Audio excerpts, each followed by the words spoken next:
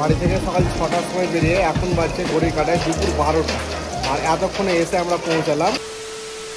Good morning বন্ধুরা, আজকের ব্লগটা এই স্কুটি চার্জে শুরু করে দিলাম, কেননা অনেকটা লেট করে ফেলেছি। আজকে কিন্তু অনেক দূরের পথ, তার জন্য সকাল সকাল বেরোনোর কথা ছিল, কিন্তু এখন প্রায় সকাল 6:30 বেজে গিয়েছে। আমি এখনও কাদির ভাইয়ের বাড়ি পৌঁছাতে পারিনি। আমাদের কিন্তু বেরোনোর কথা ছিল সকাল 6টার দিকে। তো যাই হোক, অনেকটাই এগিয়ে চলে এসেছি। চলো কাদির ভাইকে নিয়ে নেবো, তারপরে তখন আমরা আজকের স্পেশাল গন্তব্য, আজকে পাহাড়ে যাচ্ছি বলে কথা, পাহাড়ের দিকে রওনা দেবো। চলে তো এলাম কাদির ভাইয়ের বাড়ি, এবার দেখি বেরিয়েছি কিনা। কই? হ্যাঁ, মেন রাস্তায় আছি, এসো। ঠিক আছে, বললো চলে আসছি। এখান থেকে আর একটুখানি হাঁটতে হবে, নিচের দিকে নামতে হবে, তাহলে চলে যেতে পারবো। আর গেলাম না, এখানে দাঁড়াই একটু, আসুক তারপর একসঙ্গে বেরোবো। 2000 years later. মোটামুটি আধ ঘন্টা লেট করালো, এতক্ষণে এসছে দেখুন। তো চলো, কাদির ভাই চলে এলো। আর এই যে ওই দেখো সামনে দেখতে পাচ্ছ, ওইখানে কিন্তু কাদির ভাই ইন্ট্রো শ্যুট করছে। শ্যুটটা হয়ে যাক, তারপরে একসাথেই বেরোবো। আর আজকের গন্তব্য কিন্তু দারুণ একটা জায়গায়, পাহাড়ে আমরা এই স্কুটি নিয়ে রাইড করব, তাও কিনা দুজনে। আজকের ভিডিওটা তো ফাটাফাটি হতে চলেছে, আমি বুঝতে পারছি। ভিডিওটা শেষ পর্যন্ত দেখো, ভালো লাগবে। তো চলো, কাদির ভাই হয়ে গেল ইন্ট্রো শ্যুট, এবার যাই।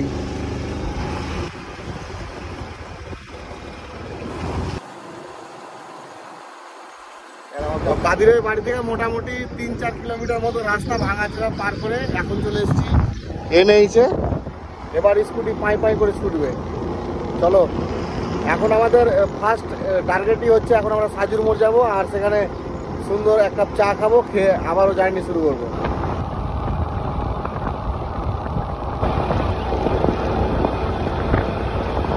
পার করছি বহরমপুর ফারাক্কা টোল প্লাজা। এটা হচ্ছে আমাদের চাঁদের মোড়ের টোল প্লাজা, আর এই টোল প্লাজাটা পড়ছে সেই আয়রন ব্রিজ আছে, আর এদিকে চাঁদের মোড়, তার মাঝামাঝি জায়গা।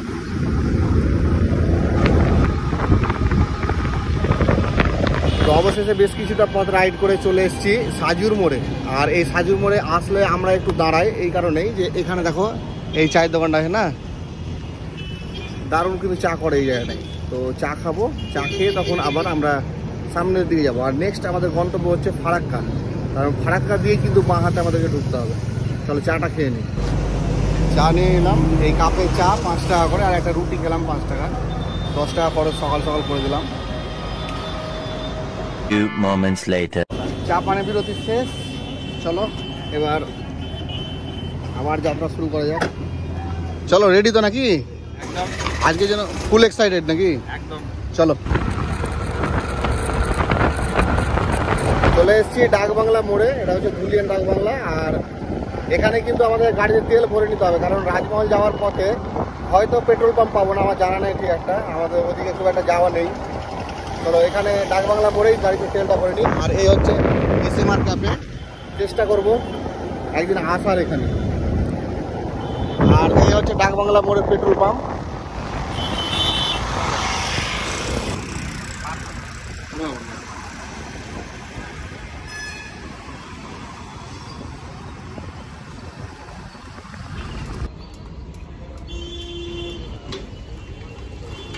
গাড়িতে করে নিলাম ফুল ট্যাঙ্কি। আর এবার চলো, আর কোথাও তাড়াতাড়ি করবো না, একদম ডাইরেক্ট আমরা চলে যাবো এবার রাজমহল। না, রাজমহলের আগে আমি ভাবছি ফারাক্কাতে লুচি টুচি খেয়ে নিতে হবে, রাজমহল না ওই সব জায়গায় লুচি পাবো না, লিট্টি চোখা পাওয়া যাবে শুধু। চলো আমরা এবার লুচির খোঁজে ফারাক্কার দিকে এগোই।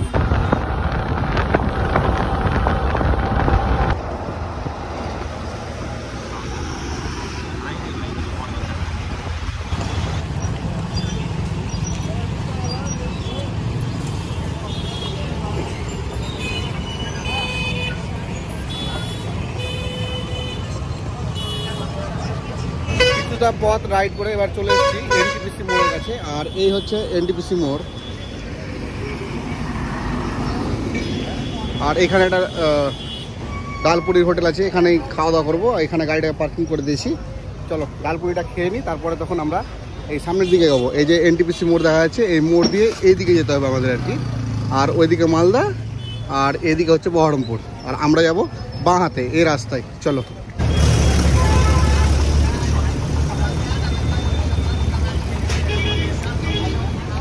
Few moments later. লুচি টুচি খাওয়া কমপ্লিট। এবার যাব মেন যে গন্তব্য সেদিকে রাস্তায় ঢুকবো। তো সেই রাস্তায় ঢোকার আগে গাড়ির হাওয়াটা করিয়ে নি একটু। এই দেখো গাড়ি লাগিয়ে দিয়েছি, হাওয়াটা করে নি, কারণ ওই রাস্তার দিকে জানি না আমরা হাওয়া করার সুযোগ পাবো কিনা, কিংবা পেট্রোল পাম্প পাবো কিনা ঠিক জানা নেই। যদি দেখতে পাই আমি জানিয়ে রাখবো, তোমরা যদি কেউ যাও তাহলে সুবিধা হবে। গাড়িতে হাওয়া করে নিলাম, আমরাও খাওয়া দাওয়া করে নিলাম। আর কোথাও দাঁড়াবো না, এবার সোজা আমরা যাবো কিন্তু রাজমহল। এই দেখো রাস্তার সিচুয়েশন, এখান থেকে কিন্তু আমাদেরকে এবার বেরোতে হবে।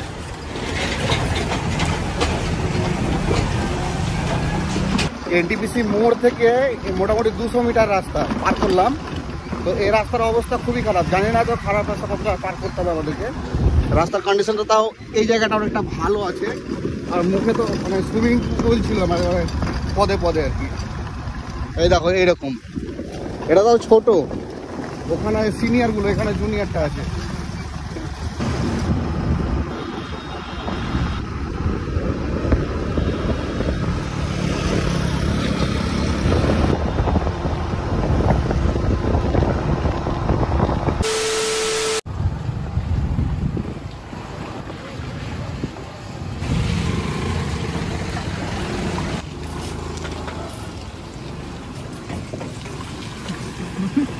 রাস্তার যে কন্ডিশন, আমাদের 41 কিলোমিটার রাস্তা দেখাচ্ছিল। আমরা ভেবেছিলাম মোটামুটি 1 ঘন্টায় চলে যাবো, শিওর মোটামুটি 2 থেকে 2.5 ঘন্টা সময় লাগবেই।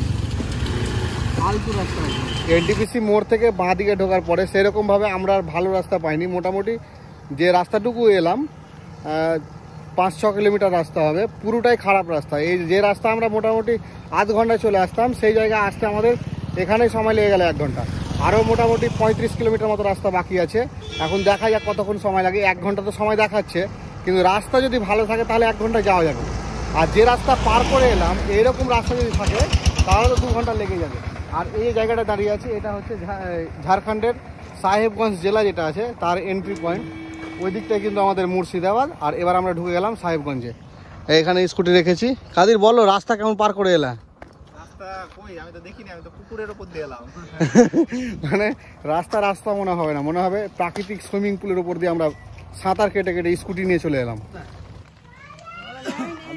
এই বর্ষার দিনে বেরোনোই এটাই সমস্যা। দিপ দিপ করে বৃষ্টি হচ্ছে, একটু আগে বেশ ভালোই বৃষ্টি হচ্ছিল।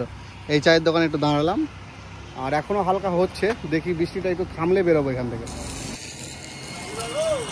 আর ভালো লাগছে না বসে থাকতে, বেকার। একটা চা নিয়ে এলাম, বৃষ্টিটা একটু ছুটেছে, চাটা খাই, খেয়ে তখন বেরিয়ে যাবো। মেঘ থেমেই গিয়েছে প্রায়। বেশ কিছুক্ষণ এখানে দাঁড়ালাম, বৃষ্টিটাও হালকা থেমে গিয়েছে। 1 কাপ চাও খেলাম। এবার চলো বেরোবো। এই বর্ষাকালে এটাই সমস্যা যে মাঝে মধ্যে বৃষ্টিতে আমাদের পথকে আটকে দিচ্ছে। চলো।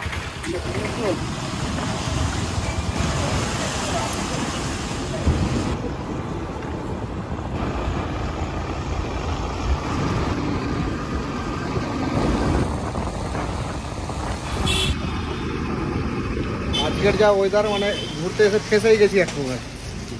কতবার যে দাঁড়ালাম, সেই কী জায়গাটা না এনটিপিসি মোড় থেকে এলাম, রাজমহল ঢুকলাম কেবল আর কি। আর এইটুকু আস্তে আস্তে মোটামুটি 8-10 বার দাঁড়ালাম। ঝিরঝির বৃষ্টি, মানে খুব ভালো বৃষ্টি তা না, কিন্তু হালকা বৃষ্টি হয়েছে। দেখো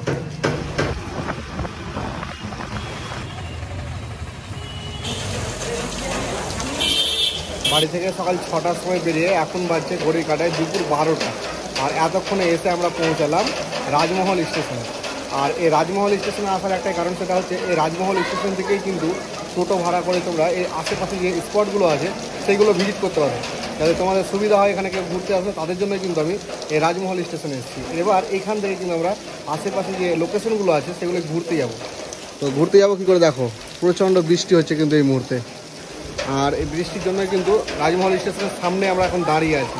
দেখি বৃষ্টি থামুক, তারপরে আমরা তখন কোন কোন জায়গায় যাবো সেই সমস্ত ডিসিশনগুলো নেব। আর তোমরা যারা নিজের গাড়ি না এই ট্রেনে করে আসতে চাইছো, তারা কিন্তু এই রাজমহল আসার উপায় হচ্ছে মালদা থেকে ট্রেন ধরে তোমরা আসতে পারবে, কিংবা ফারাক্কা থেকে ট্রেন ধরে কিন্তু এখানে আসতে হবে। কিন্তু এখানে ডাইরেক্ট ট্রেন আসবে না, ট্রেনটা আসবে মালদা কিংবা ফারাক্কা থেকে 3 পাহাড়। আর ওই 3 পাহাড় থেকে কিন্তু ট্রেন চেঞ্জ করে রাজমহলের উদ্দেশ্যে যে ট্রেনগুলো ছাড়ে সেই ট্রেনে করে এই রাজমহল তোমরা খুব সহজেই চলে আসতে পারবে। তো যাই হোক, আমি রাজমহল স্টেশনের সামনে আছি, আর এখন বৃষ্টিটা প্রায় থেমে গেছে বললেই হয়। আর আজকের ওয়েদারটা মানে সেই রকমই আর কি, বৃষ্টি বৃষ্টি ওয়েদার। আর এই জায়গায় কিন্তু অনেকগুলো স্পট আছে যেগুলো আমরা ভিজিট করতে পারবো, আর সেগুলো আমি অবশ্যই আজকে ভিজিট করবো, সেই টার্গেট নিয়ে এসেছি। কিন্তু এখন অলরেডি দুপুর 12টা বেজে গিয়েছে, জানি না কতটা কি কভার করতে পারবো। আর বৃষ্টিও হচ্ছে, হঠাৎ হঠাৎ থেমে যেতে হচ্ছে। দেখি যতটা পারি ততটাই কভার করব, কিন্তু এই ভিডিওটাকে আর বেশি বড় করছি না। এর পরবর্তী ভিডিওতে আমি এই রাজমহলের আশেপাশে যে সমস্ত ঘোরার জায়গাগুলো আছে সেইগুলো তুলে ধরবো। তো ভিডিওটাকে এখানে শেষ করি। সুস্থ থাকো, ভালো থাকো, দেখা হচ্ছে পরবর্তীতে রাজমহলের দ্বিতীয় পর্ব নিয়ে এবং সাইট সিনের পর্ব নিয়ে।